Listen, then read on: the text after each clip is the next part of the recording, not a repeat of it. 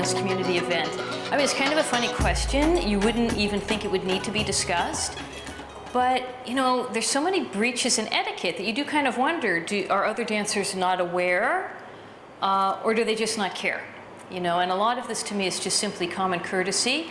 But as someone that does a lot of community events, I have some pet peeves here, so I'm going to take this opportunity and kind of vent and lay it out there about what I consider to be professional behavior when you've been invited to be a part of a community event as opposed to a commercial gig. And my number one pet peeve here, when a professional is invited, they respond, and they respond promptly. Let me let that sink in for a minute. Respond and respond promptly. Let me define promptly. I'm going to define promptly as within 48 hours. I give you 2 days because I'm nice like that. In reality, I'm going to give you much higher points if you're getting back to me within 24 hours. I mean, if this was a commercial gig, come on, we know other belly dancers. When it's a commercial gig, they are on it. They are breaking off a conversation, racing out of the room to hear on their phones to confirm that commercial gig. Well, if you're a part of this belly dance community and you are a professional and reputable dancer, you need to treat your colleagues with the same respect. They deserve that same prompt response. Yes, no, even maybe is fine if you just get back to the person that's organizing the event and tell them, look, I'm really busy right now. I could let you know by next Wednesday. Respond and respond promptly. Number one rule of etiquette to me and what defines a true professional and a truly courteous person from everybody else. If you accept the gig, you accept the invitation to perform at this hafla or showcase or whatever it is, this rule continues to apply. Whenever you're asked for information, please respond promptly. They need your music, they need your theme, the color of your costume, your bio. Respond and respond promptly. It's a tremendous amount of energy and time and effort going into the creating of these showcase events. You know, help them out, help the organizer out, and just get back to them and give them the information they need. They're not trying to have a long dialogue with you. My next kind of pet peeve, other than responding promptly, and this is a little bit more out there, so some people might disagree with me on this. I think a true professional, you've accepted this performance opportunity at a belly dance community event, a true pro prepares. You still prepare for the event. I'm not saying it's going to be a theatrical grade choreography. That is not necessary, and frequently it's just not practical to put that amount of time into it. But you prepare, you put some thought in it, you consider the venue, you consider the other dancers, you really think about your music choice, you think about your costume choice, and you deliver something of substance. Between this theatrical grade choreography and just pulling something out at the last minute, there's a lot of room there to still deliver something meaningful. And the low end of this, and this is where I guess I've been bothered by it, is when I see a dancer posting on social media, you know, the night before an event, oh, I'm such a procrastinator. Oh, I haven't picked my music. Oh, what would you like to see me dance to? And I try and give that dancer the benefit of the doubt and assume that this is kind of a little bit of a, they're kind of either tooting their own horn that I'm such a great dancer, I'll just show up and, you know, with nothing planned and I'm going to be amazing, or they're setting themselves up that, okay, if it's not a great show, I kind of have my out. I was just too busy, I didn't plan anything. But to me, when I see comments like this, I'm thinking of the person that's organizing the show, and I find that it's like a slap in the face. Whoever is running this show, this showcase, this hafla, has put blood and sweat and tears and money and energy and time into it, and has invited you to be a guest performer, and up until 48 hours, 24 hours before, you couldn't even put 15 minutes of thought into this. I find it very unprofessional, and I also find it discourteous. And not only are you doing a discourtesy to the promoter or the organizer of this event, I feel you're doing a discourtesy to yourself as a performer. These showcases, these haflas, this is the sisterhood, this is the community. These people, they have seen commercial belly dance, your typical show that you can kind of pull out of your back pocket the minute before. They've seen it a million times, and it doesn't matter that you're great at it. Okay, clap, polite, everything is nice, but this is your opportunity to really reach inside yourself and set yourself apart. Distinguish yourself artistically, what makes you you, amongst a much more educated audience. So a missed opportunity there. In addition to not being too terribly professional, at least think about it. Just put some thought into it. Whether or not you fully choreograph it, I do think some thought should go into it. So those are my 2 pet peeves. The rest of it, we're going to go a little more quickly. Promote. A professional helps you promote the event. You share it on your social media. You know, this should be a team effort. It's better for all of us when you have a nice, full, enthusiastic crowd. So everyone needs to do their part on that. Day of the event, respect the call time. There's going to be a call time at most events, and it's there for a reason.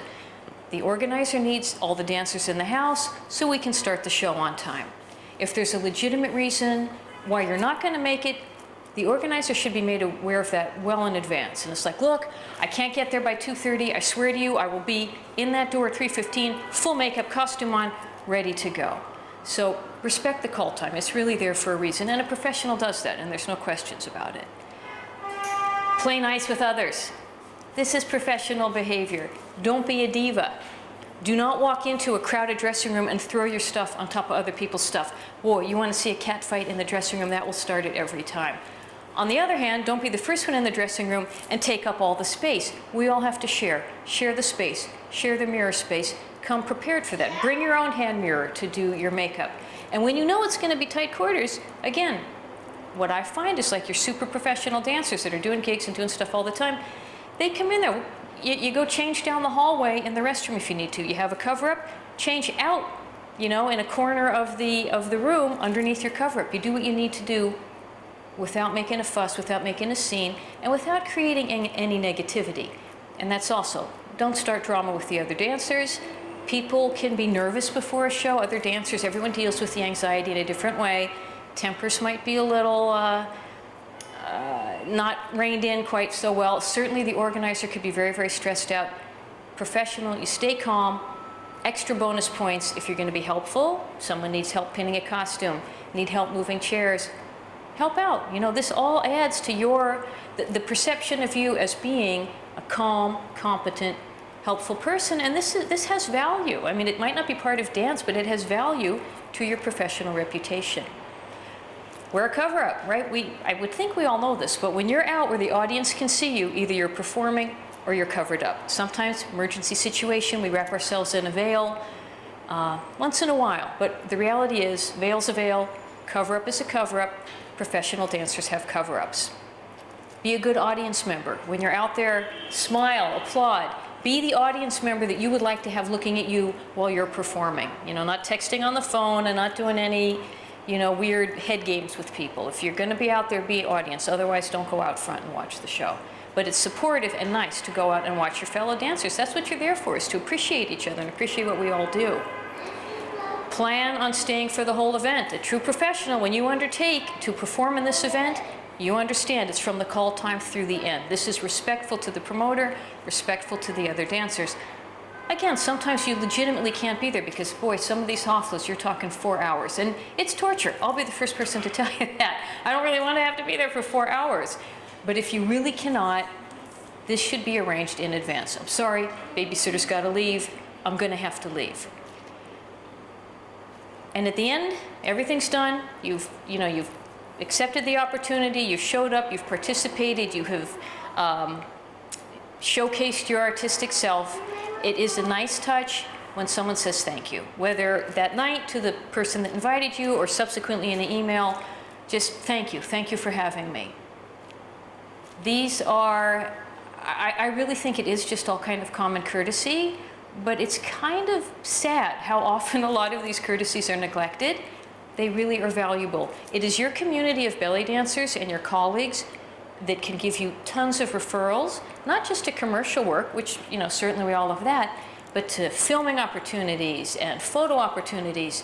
So I do think we should consider that professional courtesies and good professional behavior among our colleagues, it has a lot of value to our careers. No matter whether this unprofessional behavior happens at a community dance event or at your day job, at your career job, the source of this unprofessional behavior is always the same. It's the fact that you don't appreciate the event, don't see it as valuable for yourself. Perhaps you're overqualified for it. You should never say yes if you know in advance that this is not going to be a spectacular opportunity to you, that you will fully appreciate, that you're looking forward to. If you're doing them a favor, you should not say yes.